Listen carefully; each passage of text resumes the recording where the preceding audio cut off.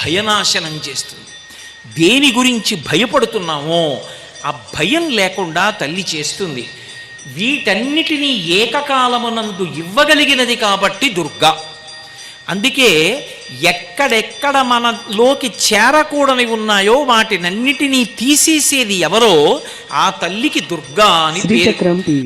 ఆ తల్లి యొక్క పాదములను పట్టుకున్నామనుకోండి, అమ్మా నువ్వు అనుగ్రహించాలి, నా అంత నేను కోపాన్ని పోగొట్టుకోలేకపోతున్నాను. ఎక్కడి నుంచి వస్తుంది కోపం?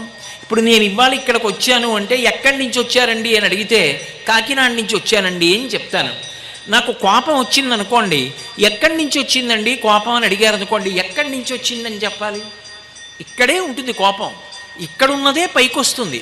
ఒకసారి కోపం కానీ వచ్చిందనుకోండి వికృతమైన రూపాన్ని పొందుతాడు. ఇప్పుడు పాపము పోవడము అంటే ఏదో కొన్ని చెయ్యకూడని పనులు చేయడం, గంగ దగ్గరికి వెళ్ళడం, స్నానం చేయడం, పాపాలు పోయి మళ్ళీ వచ్చి మొదలు పెట్టడం అని అర్థం చేసుకుంటే పొరపాటు.